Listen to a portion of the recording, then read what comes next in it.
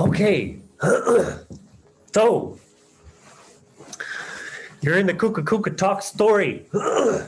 It's an open forum, discussion, sharing. I'm gonna drop some knowledge and wisdom and teachings of our ancestors, and then open it to questions and contributions and allow it to go where it needs to go for all of us.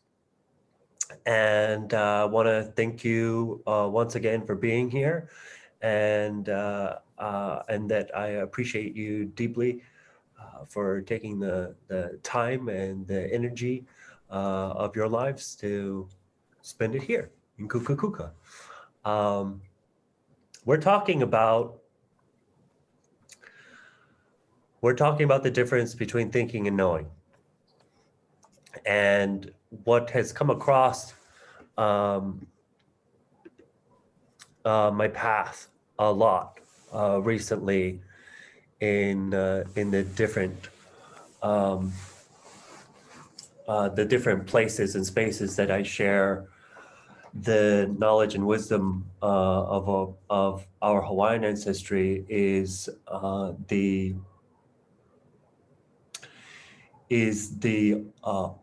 overwhelming amount of thinking and the desire to express that thinking in comparison to sharing or speaking what is known. In the very beginning parts of my learning from Kumu Lawrence in Halawa, he did two things. One, he said, "Kuli kuli koa, he hana pa koa, he moi pipi au, makala kea," which translates to mean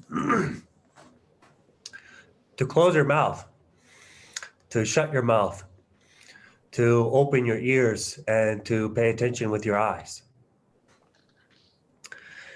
Following him saying that to me, he put me under kapu, which was a restriction. And the restriction was I was not to speak, no matter where we were or what we were doing. For as long as I was under the kapu, I was not meant to speak. And the reason I did that is because the reason he put that kapu on me is because there at the very beginning, I was very well known for speaking my mind, right? Particularly my opinions. Yeah, my opinions, my interpretations. What I thought was going on, or what needed to be shared or spoken about at any given moment in time. And for this reason, he put me under that kapu. And before he put me under that kapu, he said to me, "Kawika, your opinions mean shit to me." And then he said, "And you're under kapu, and you're not allowed to speak until I tell you otherwise." So, as much as I was raging against this, what you just shared with me, what you just told me about my opinions meaning nothing, right, or meaning shit, I was like, oh, I can't even rebuttal with that. So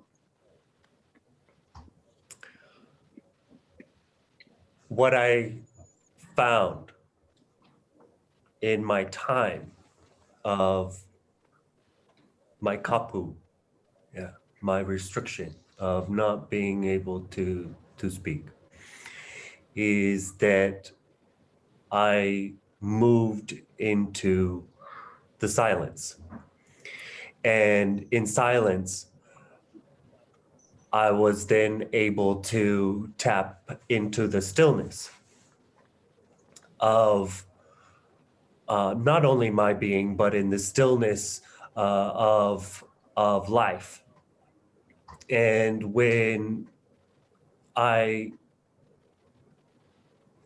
when I breached into the stillness, I realized that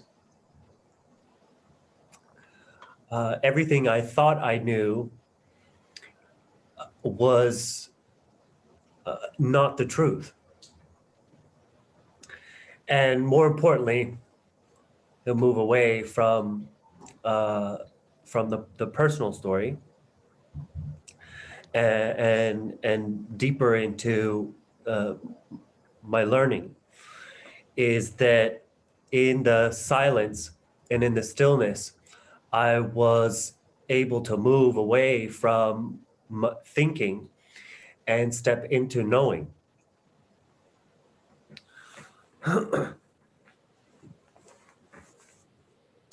We move in a cultural sense, in a traditional way of learning and teaching.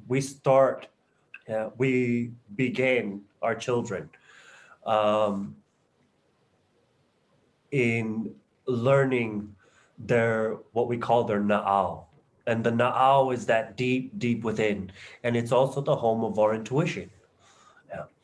And it's from this place that we can know everything about how things work. And more importantly, what we need to be able to do in life.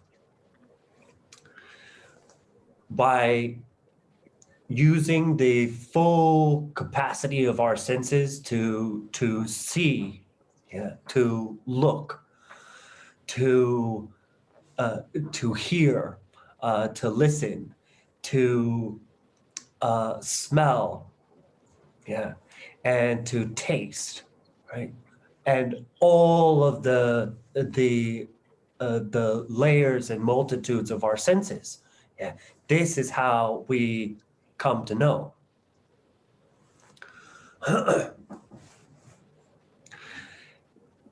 To take it to another place just now, to journey with you to another facet of knowing. And the power and the significance of the senses that we're born with. When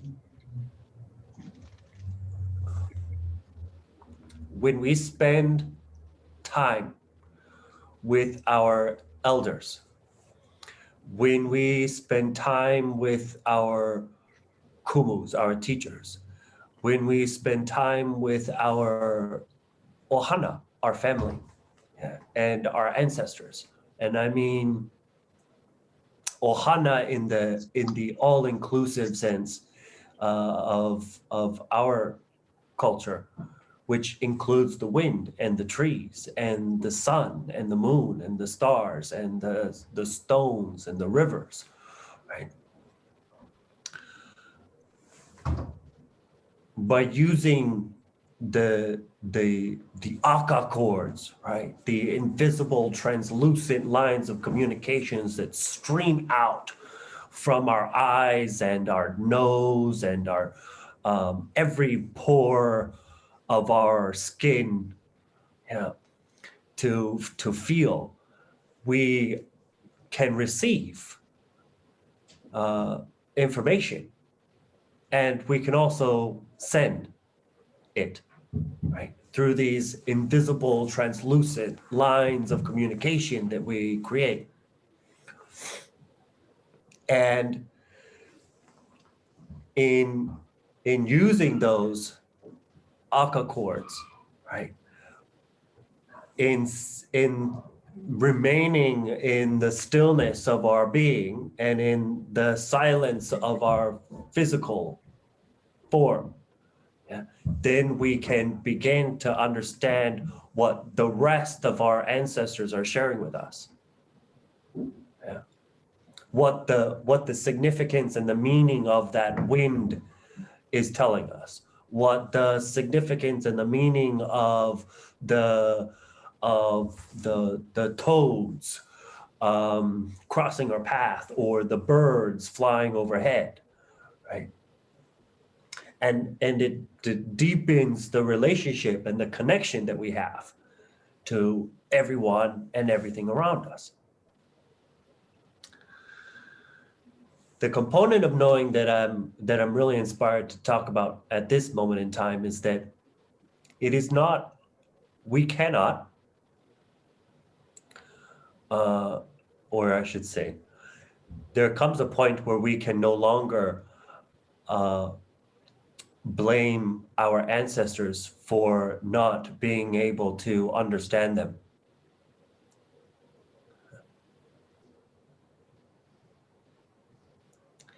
And another way of saying that is, it is not the fault of our ancestors that we have forgotten how to listen.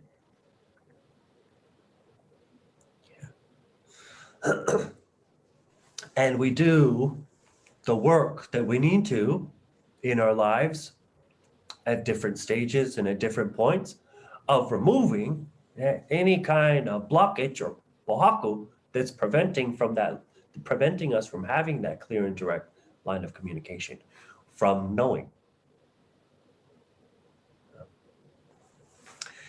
And here's the main difference of, and the last bit that I'm going to share with you before we open it up and we go on a journey together. The main difference between thinking and knowing is what we call pono. And pono is right or righteousness. And it has everything to do with everything about us being where it rightfully belongs. Yeah. And when this happens, when everything about us is where it belongs, then there's an alignment that can occur. And that alignment that we speak of, is once again the connection that I've been sharing and talking about. And the clarity of that connection to receive the knowing from our ancestors and their presence and their existence in our lives.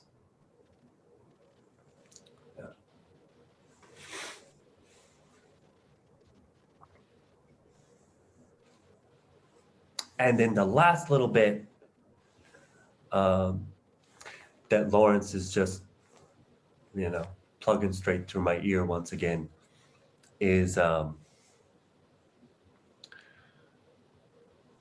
this little bit, this gem that he shared with me once a long time ago as well.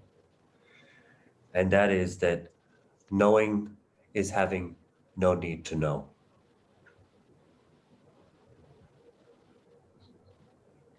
Yeah.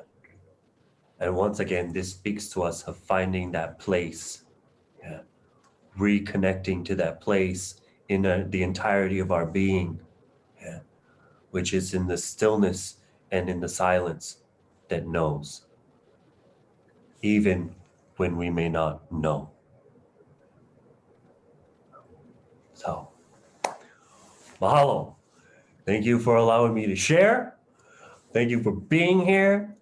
And we are exploring the difference of thinking and knowing. And we are open to any questions or contributions or shares from any of you or from all of you. All right. Is there anyone that's inspired at the moment? Don't be shy. We always say this one. We say, don't be maka'u. Maka'u is shame. Don't be shamed. Don't be shy. You just unmute. Hi, Kawika. I've got the my video off. I've got my daughter with me listening to your what you were saying. Yep. Sorry, my voice is gone. She was asking me just before you started. She was asking me a question because she was having difficulty with herself. She wanted to know if you could clarify what you mean about the last part you said, which is the knowing without knowing. Right. Yes. Okay, so here's some clarification. Okay, so Yeah. the saying is knowing is having no need to know. And what it speaks to us about is the difference, is what it speaks to us about actually is our relationship, the relationship between our na'au, yeah, our intuition, our deep, deep within, yeah, and the relationship between our po'o, yeah, our mind, our intellect. Yeah. So the na'au, the deep, deep within, the home of our intuition, this is the place that knows. Yeah. And the mind is the place that thinks. Yeah. And in the relationship with between us and all these two facets of our being, right?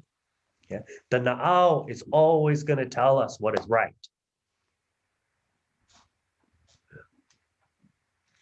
And unfortunately, many a times today, right, the mind will attempt to convince us that what our intuition is telling us is not right. So, and here's the thing, okay? Here's the thing. When we are in alignment, yeah, and when we've done the work to free and clear our beings, yeah, our spirits, our minds, our bodies of the pohakus, yeah, the pohakus are the stones which block us, right? They are that's the fear or the anger or the sadness or the worry. The list goes on, right? But once we do the work to free and clear us and we are in alignment, then our na'au, yeah, the home of our intuition, and our po'o, the home of our intellect, and our ability to think and to reason, they become the best of friends. Yeah. And they work together when we are in alignment, and when our connection is free and clear, so that when the na'au receives, when our intuition receives guidance from our ancestors, the mind will say, instead of the mind saying, "Oh, never mind that," or "Oh, that's not true," or "You shouldn't do it that way." Instead, the mind will say, "Oh, it's going to take what your intuition is receiving and bringing to your awareness. Yeah? It's going to take those signs, those symbols, that intuition, and it's going to say, okay, this is how we're going to make that happen." Yeah. But when we are not in alignment, yeah, when we're blocked, that's when we run into the problems. That's when our intuition and our mind and our intellect, yeah, come into conflict with one another. But in the truth of it, yeah, and in the understanding of our ancestors, they are connected, yeah, and because they are connected, they are one. Yeah. So, mahalo. I hope that I answered your question, your daughter's question. Did you have anything else that you wanted to contribute? She said no. No? Okay. She whispers a thank you. Woohoo! Thank you to your daughter for asking, you know? Mm. Aloha, Kumu. I have a question. I was wondering if you could talk a little bit more about the relationship between Ike and like Po'o and Na'au and other kind of places in the body where Ike it's spoken of. Right. Okay. And this is Lynn's, right? Lynn's Wilbur. That's right. Yeah. Okay. Aloha. Okay. Aloha. So, let me make sure I'm hearing you correctly. You're you're bringing forward Ike, yeah, and can you just clarify for me the We relationship that spoke you? about Mhm. po'o, about having sort of like you mentioned the word po'o just recently, and I can't remember exactly what the sentence was, but both po'o and na'au came up, and I'm wondering if you could speak a little bit about the relationships between like po'o as in like the brain, like the head also, and like na'au as in the gut, and Mhm. other places in the body where like ike is spoken about. You know what I mean? Yeah, cool. Okay, great. So, okay, so Ike is knowledge. Yeah, everyone. Okay, Ike is knowledge. Yeah, and the po'o is the home of our intellect, and it's the home of our thoughts, the thinking. The na'au is our deep, deep within, and it is, uh, it's down there in the guts, yeah, of our being, and it is the home of our intuition, and it is also therefore the place of knowing. Yeah. Now, Ike, as in knowledge, yeah, can be stored in all places in our entire form. Yeah. And Ike, knowledge, can come to us from outside. And it presents itself to us in a multitude of different forms. And here's where I want to take this. One time I asked my Kumu, I asked my teacher, I said, Lawrence, when you receive, guidance from your ancestors, where does it come in through? Yeah. Where do you receive it in your keynote? Where does it come through in your body? And he said to me, Kawika, sometimes it comes in straight through my na'au, my deep, deep within. And sometimes it comes in through my po'o, through my head. Yeah. Whether it comes in through my po'o or through my na'au, my deep, deep within, yeah, from my guts, that's neither here nor there. Once there's an alignment.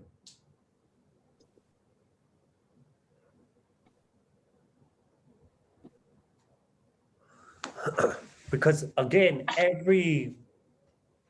once there's an alignment, yeah, then the relationship between the two is free and clear.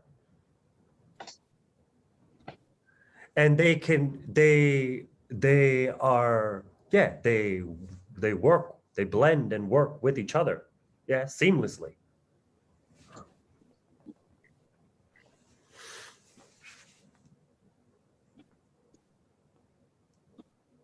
The entirety of our form, of our physical form, has the ability to store and to carry Ike.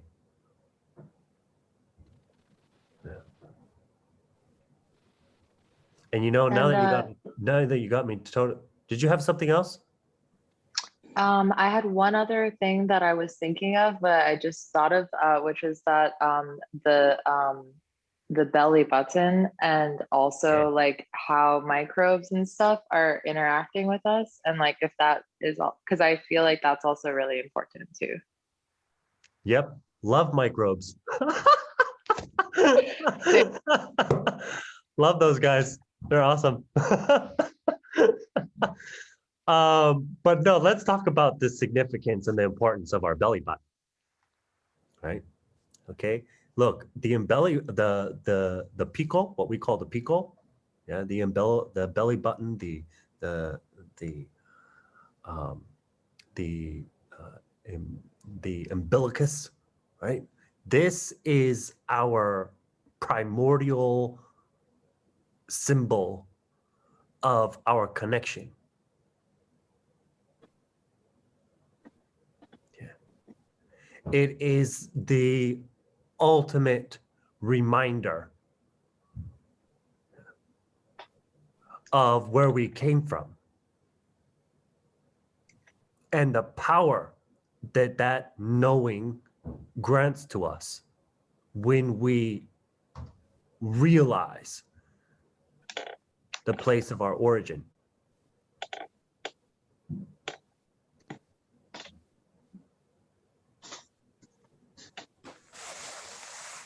So these Akka chords that I was just speaking about, these invisible translucent lines of communication that shoot out from our being and, lets me know, where my light is and, where you all are here in the Ethernet, and that communicates and transfers my voice to all of your ears through the microphone that I'm speaking through. Yeah, those Akka chords, the only time, let me get to it. The only time that the Akka chord is physically present in this universe is at the time of our birth, and it's our umbilical cord. Yeah, that's the physical representation of the Akka chord, the spiritual Akka chords that I've been describing and talking about. And it connects us all the way back to the darkness, the deep, deep, deep darkness of our origin.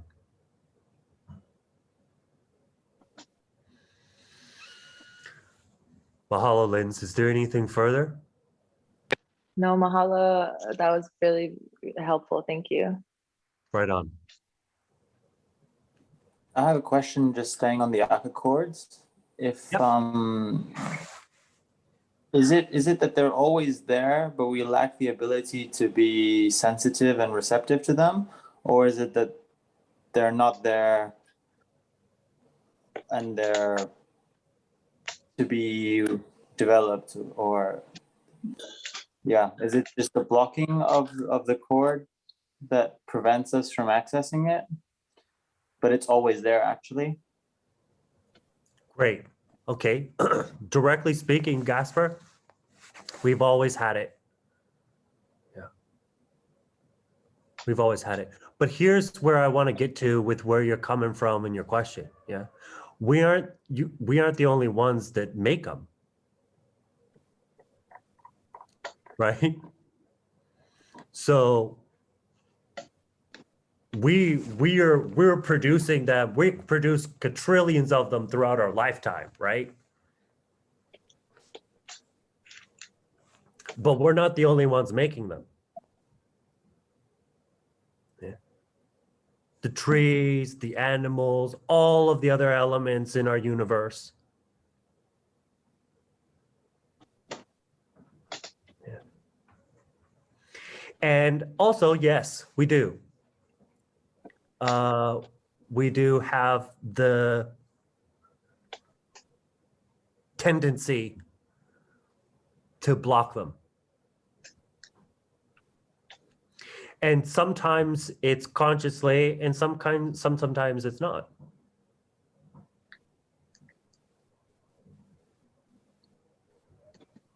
Yeah. And sometimes it's good to not. Yeah.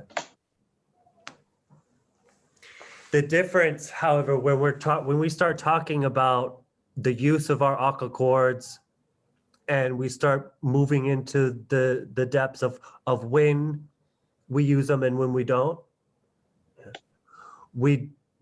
our ancestors have never spoken to us about cutting them.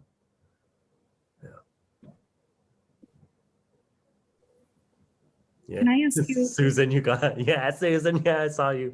Okay, good, you reacted. What's up? Okay, in French Polynesia, again, when babies are born, because you talk about the aka cords and being born, the placentas are buried Oh yeah. into the earth. And I don't know if that's the same in Hawaii, but that is actually my understanding was so that you keep those cords and the connection of the child and the family to the earth and the energetic lines of the earth. There you go. Yeah, beautiful. Okay. This is beautiful. Right. So, in keeping with the understanding of the importance of maintaining our connection, yeah, we never energetically cut the cords that we speak of. Yeah, that we're speaking of right now. Instead, we like to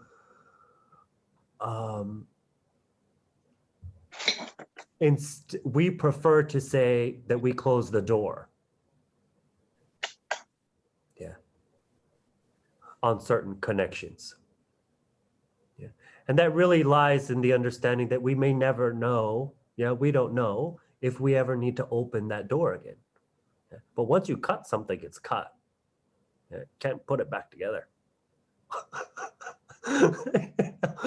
So when we run into, when we run into relationships that are no longer serving us, or any of those other words that we utilize to describe relationships that just aren't good anymore, instead of cutting the connection, you just close the door on it.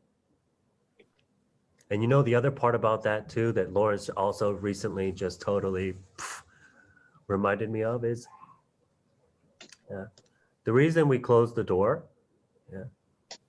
is we may never know when the other person on the other side of that door is ready to open it.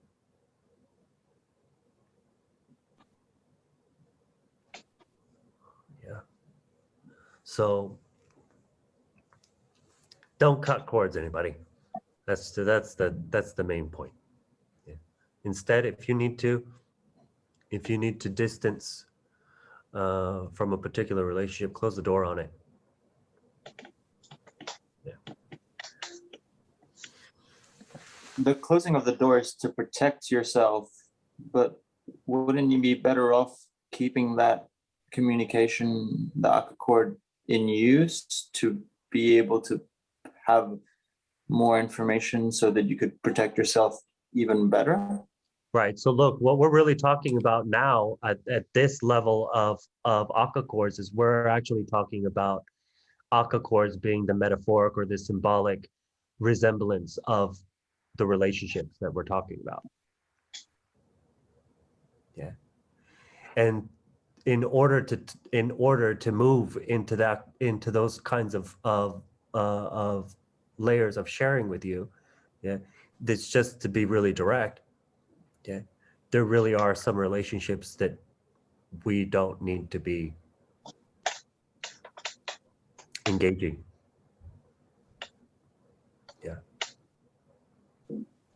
So,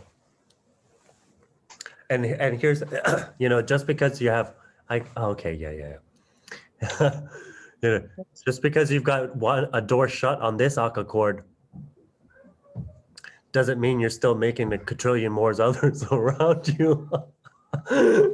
Yeah.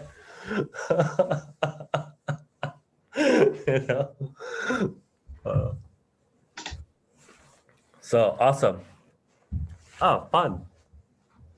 That was really fun. Thank you, Prosper. Anything more? Susan, anything more? Okay. Anywhere else anybody wants to go? Yeah. Yeah, I'm Patricia. I would like a little bit more about the belly button and concerning the pregnancy. If there is something happening during pregnancy, and you said the belly button or the I don't know in English the the line between the mother and the child, and if there is something going through that, and that has also to do with the alignment to the light. So how is it influencing this this way, or is it already getting a stone, or what does it mean then for the child when it comes to Earth? Great. Love this topic. Love this topic. And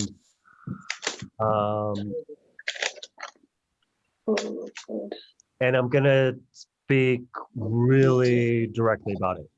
Okay. Yeah.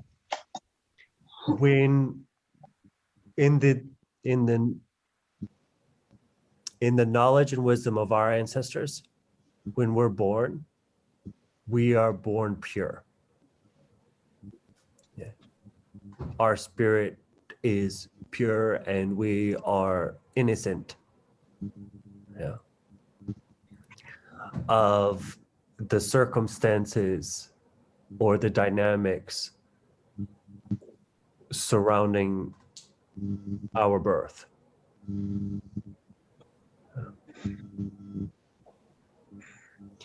And we do not in any way, shape, or form in our culture, right, in our traditions, place any burden upon the entrance of that new spirit into life. Yeah. Even if, for example, the mother, yeah, is faced with really difficult circumstances and there's a lot of negativity around her, or if she herself is the source of, you know, her current place in her life, that is not a reflection or placed upon the spirit of the child that's coming. Ever. So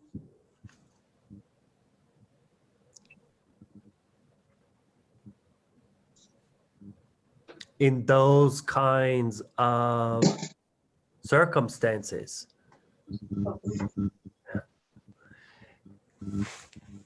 although the actions and the behaviors of the mother or the father can have a very literal and physical impact on the physical being and presence of that new spirit.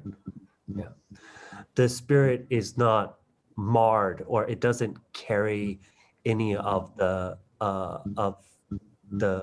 weight on a spiritual level of the actions of the parents.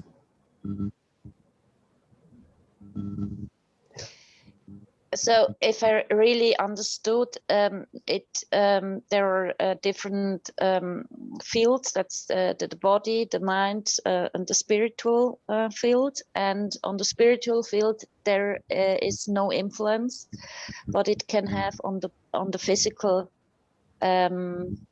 field. It can have an impact. Right. Okay. And we see them, right? Like, for example, if the mother is heavy into drugs, right, and it can influence physically, yeah, it can influence the development of that child's physical form. Yeah. So Go ahead. Sorry. Another question is, because a few years ago I got information that I was actually not alone in the belly of my mother. We were 3 and 2 went away. So I'm the only one who survived. And is it there the same answer like with the mother, and if it's one child and something happens, or is that a whole other point? No. Yeah, in once again, yeah, the ancestral understanding, the understanding of our ancestors is that the spirit is pure and the spirit is free and clear, and Okay. at its most innocent point. And we do not, in our culture, we do not lay the burden of the actions or inactions of the family upon that child. Mhm. Yeah. Thank you. Mahalo. Thank you for sharing, and thank you for sharing your story. Yeah. Mahalo, Patricia. Okay. Kumu, just a reflection on what you just said. I'm curious, why is it that the spirit by default comes pure? What is it in their understanding that makes them realize that? Yes. Great. Okay. And I like the choice of your word default. Okay. Okay, Gasper, man, you're too good, bro. Okay, so look, here's what it is. Yeah, here's why. We look to where we come from. Yeah. We look towards the origin. Yeah. And the origin and the understanding of our ancestors, and I know you've heard me share it before, but I'll do it again here. Yeah. The place of origin of our ancestors is what we call Po. And Po is that deep, deep, deep darkness. Yeah. And everything's all good in there. Yeah.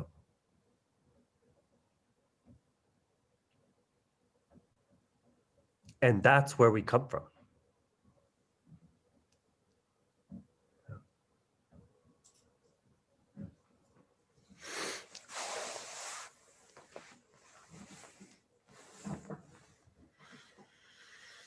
And another fun way to just to explore it with you,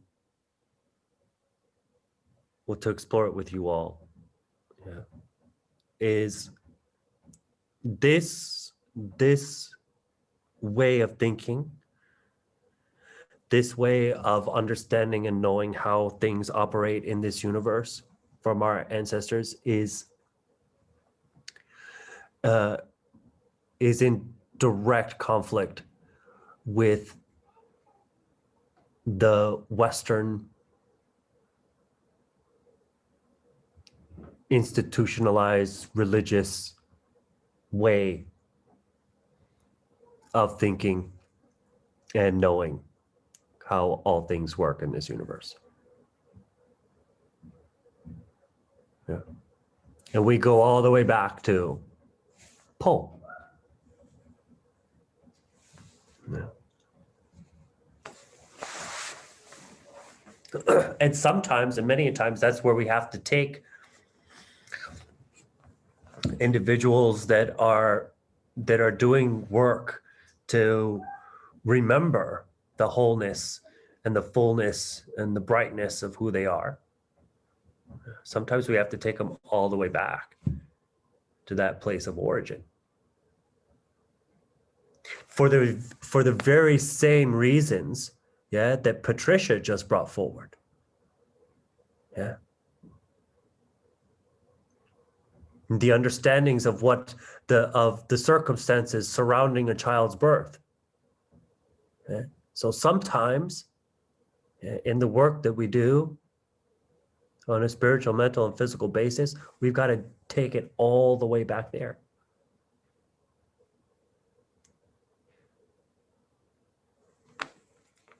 To remember the purity. Yeah. and the stillness and the quiet and the silence of that place. Yeah.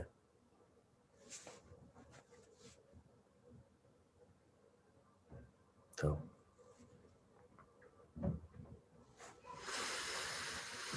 mahalo, Gasper. You have anything further you wanted to contribute? Floor, you're open. No, that was lovely. Thank you. Thank you, Gasper. Kawika, can I ask a question? Yes. Just about, you know, like Easter Island is described as, you know, navel of the earth, like Pico Point.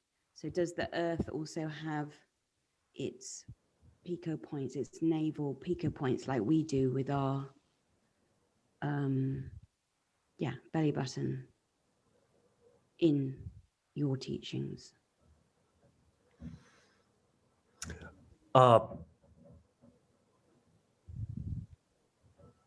Okay, a fun way to answer this one is, you know, she's got multiple picos. You know, she's got, but here we too, yeah, we have multiple centers. Yeah, we call them picos. Yeah, these are picos. It's not just the belly button. Yeah, that's one pico, but we have several others. Yeah, we have the pico at the top of our head. Yeah, which resides at the, you know, the interior fontanelle at the time of our birth, the soft spot. Yeah. That's another pico. We have the pico at our, you know, at our the male and female genitals. Yeah. And these three picos actually orient us in our universe. That, you know, when we're doing our Lomi Lomi training, you know, the Hawaiian healing body work, we're talking about these picos. And the pico at the top of your head, this is your connection. This is the center of connection to your ancestors, to your guardians, to the higher power or powers. It's also represents the connection to the past. Yeah, and then your pico, the pico, the center at your belly button. Yeah, that's your pico vaina. Yeah, and that represents your connection to your mother, your nutrients, it also represents the connection to everything around us, right? So, and therefore also the connection to our present, or to the present. And then the pico ma'i, right? The center located at the male and female genitals. Yeah, this is the connection to all of the generations still yet to come. This is, you know, our connection to the future. Yeah. And so once again, knowing and understanding that the significance of these picos, then we're able to witness what they have to share with us. Yeah, when we can become enlightened by them.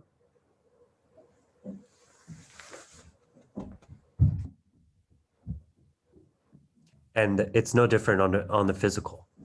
There are multiple places on this planet. There are multiple places within the Hawaiian Islands. There are multiple places within one island. Yeah, that serve as centers. Yeah, mahalo. Yes, Susan.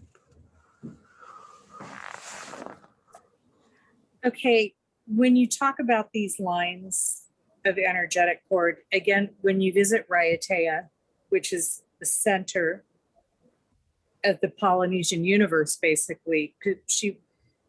Joanna was asking about the Easter Islands, and it talks about the 8 arms of the octopus. Mm. I don't know if you know.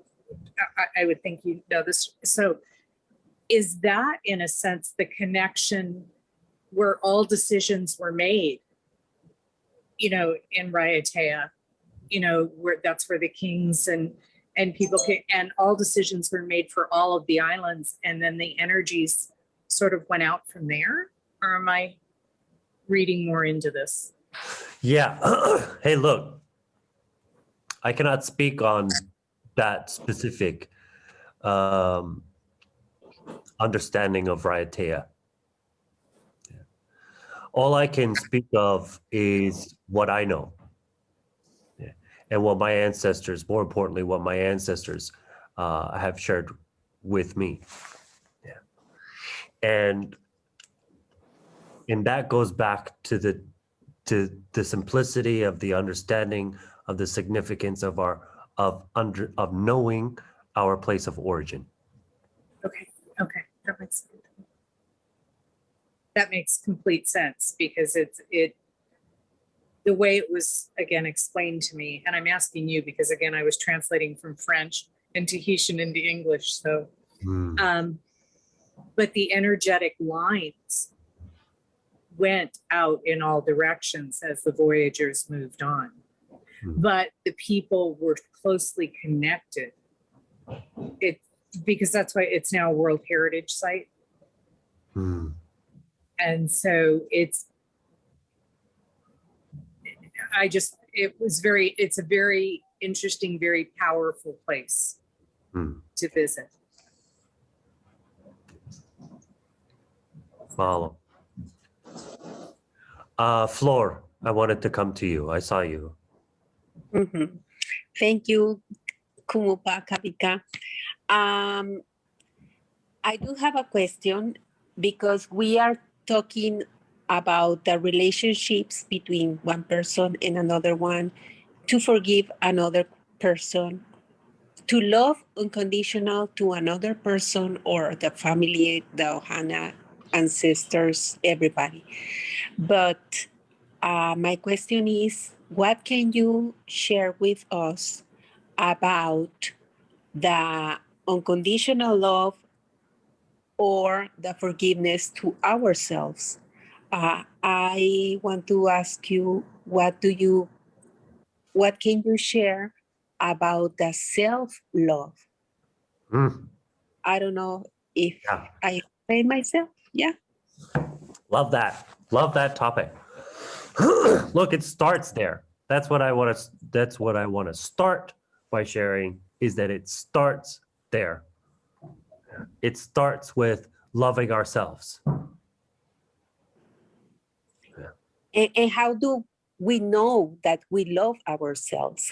How can we recognize that love? How can I say I love myself? Or I don't know. So we have a saying, and this teaching is Aloha Ikekai, and it literally translates to mean to love one another unconditionally. But it does not mean that we need to condone what other people do. But it does require of us that we find a way to love them anyways. Now, these are the exact words of my Kumu's Kumu, my teacher's teacher, Uncle Filippo Solitario, right? 49th generation. His exact words is,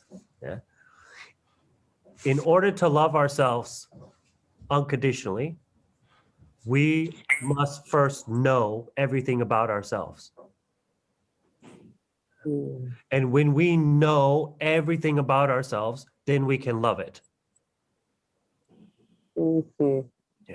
And when we love it, that's the moment where our ancestors require of us to turn around and to share that love that we found for ourselves from knowing everything about ourselves to everyone and everything in this universe, because that is what makes it unconditional.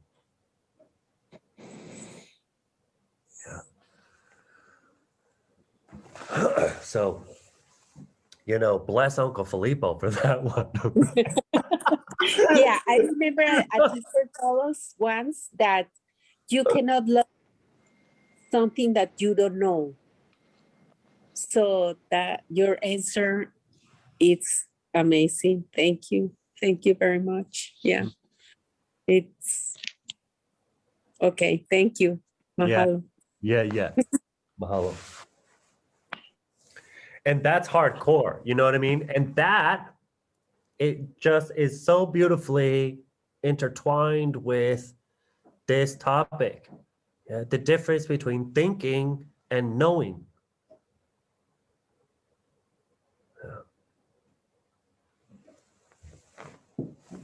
I mean, that one just nails it right on the head. I don't know. The importance of knowing. And knowing yourself, everything about you.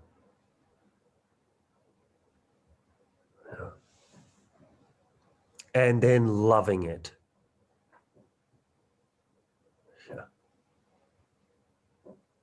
So, I mean, that one just, that one blows that one gives me such good, all the time, every time. Mahalo, Flor. Thank you. Marika, did you have something? No. Martin? No? Okay, you're good. Everyone good? Anything else you want to contribute? I've got a question going back to, aloha mai kako. Okay. About Po and the different realms or layers within that. And when we return, is there a different layer of lightness that we come in with? That makes. Oh, okay, lovely. Love that question. That's a great question. And look, when we, okay, here's the first part. In order for us to leave this experience, right? We have to be light. Yeah. And I don't mean like bright and shiny, like, ooh, no. I mean like weightless. Yeah, a lightness. Yeah, we're not carrying, our spirit isn't harbored down, isn't carrying any kind of heaviness. Yeah, that's going to prevent it when it comes time for it to go. Right? So that level of lightness that we speak of, and that understanding of light, yeah, we're speaking about it, and our ancestors are sharing with us about it on a multitude of levels. Yeah. So we do the work that we need to do to get rid of whatever's weighing it down, so that when it comes time for us to go, we go. Yeah. And we don't linger around. We don't stick around here, with uncompleted business or regrets or, or worries, or fears, or angers, right? Those things will prevent us, can really prevent our spirits from going there. So it has more to do with the quality, of lightness to go there. Yeah. Rather than more or a different level of. Yeah. And here's some other things, right? Just like any other realm, there's multitude of levels. Yeah, so in the spirit realm, in the realm of our ancestors, there's tons of levels over there. Yeah, hundreds of thousands, multis, millions, trillions of levels. Yeah. So depending what we do in life will determine the level of that realm of spirit we go to.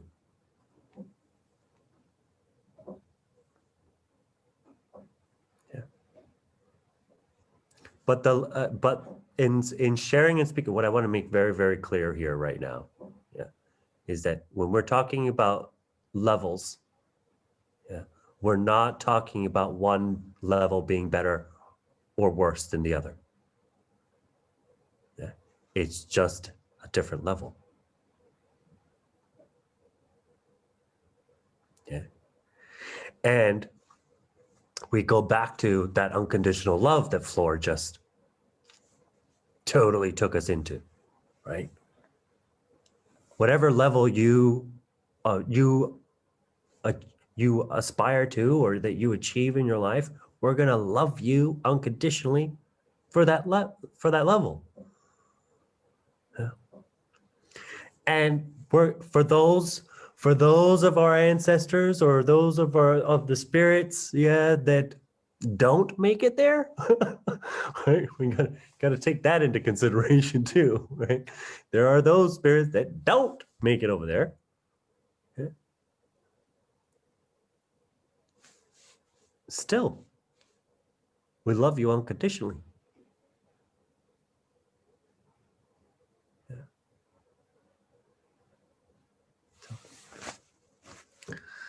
Is that is unconditional like in Aloha Hawaii Kaupuana, or is like what exact word like is it again? I'm sorry, Lynn, what was that? Like what is the word for unconditional love that you're speaking about in Aloha Hawaii? Yeah, it's just aloha. Okay, because I was looking up in my new pocket Hawaiian dictionary, unconditional also. yeah, cool. Awesome. Oh, perfect. You have a pocket Hawaiian dictionary? Yeah, of course, they keep it everywhere. Trying Right. to learn new words all the time. Yeah, learn it. You know what I mean? Yeah. Awesome. Yeah.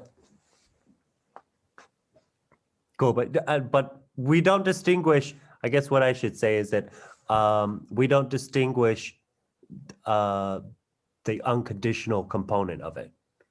Yeah. It's just aloha in our understanding, yeah, and in the understanding Raj. of our ancestors. Cool. Yeah. That makes sense. Yeah, right on.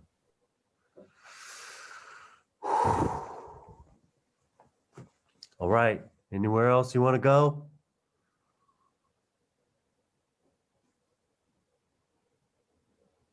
Well, if we're going to talk about aloha. Okay. Oh. Okay. Oh, you brought it up. And we're wrapping it up. Thank you, Lynn, for coming along. Okay, take us there. What's going on? Well, I was wondering if you could break it down a little bit because I'm curious about like how the like we think about unconditional and like aloha and what that is, because it seems like alo is face and ha is breath, and there is like a circulation that is happening. And I'm wondering if you could speak to that a little bit or like break it down, because I'm just like coming in from like just trying to figure it out too. Yeah. Okay, you know what I'm inspired to share with you? Just a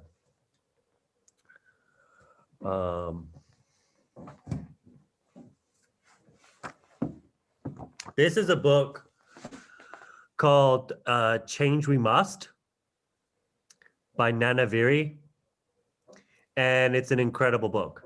Okay, so if you have an opportunity to get it, I suggest that you do. Yeah, Nana Viri, she is legit. Yeah. And look, she breaks it down in here. Aloha spirit. Aloha spirit is the coordination of mind and heart. It's within the individual. It brings you down to yourself. You must think and emote good feelings to others. A stands for akahai, meaning kindness, to be expressed with tenderness. The L stands for lokahi, meaning unity, to be expressed with harmony. The O stands for olu olu, meaning agreeable, to be expressed with pleasantness. The H stands for ha'a ha'a, meaning humility, to be expressed with modesty. And then the A at the end of aloha stands for ahonui, meaning patience, to be expressed with perseverance.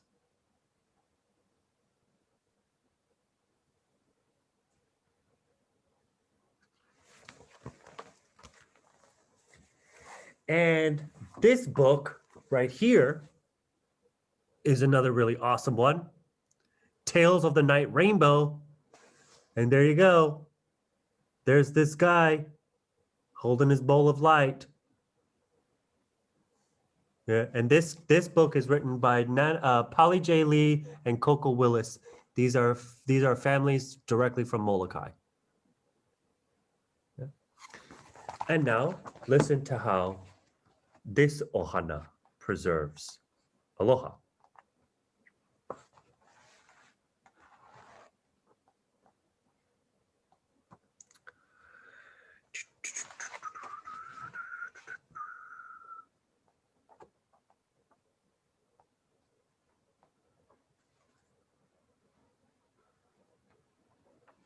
Okay, here we go.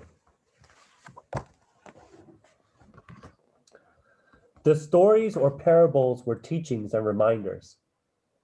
The Maoli had stories of vines and trees and seeds and fish and earth and sea and sky, the things that were common to the people and that they understood.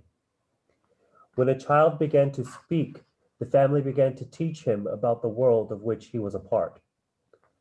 Aloha is being a part of all, and all being a part of me.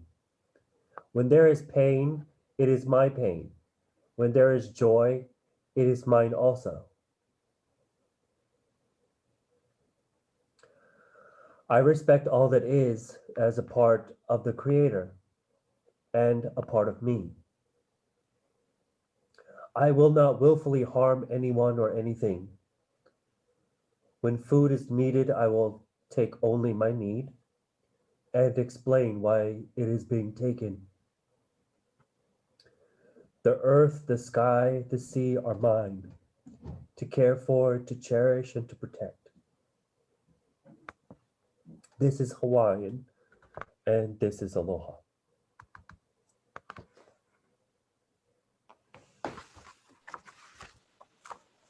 Mahalo. Mahalo.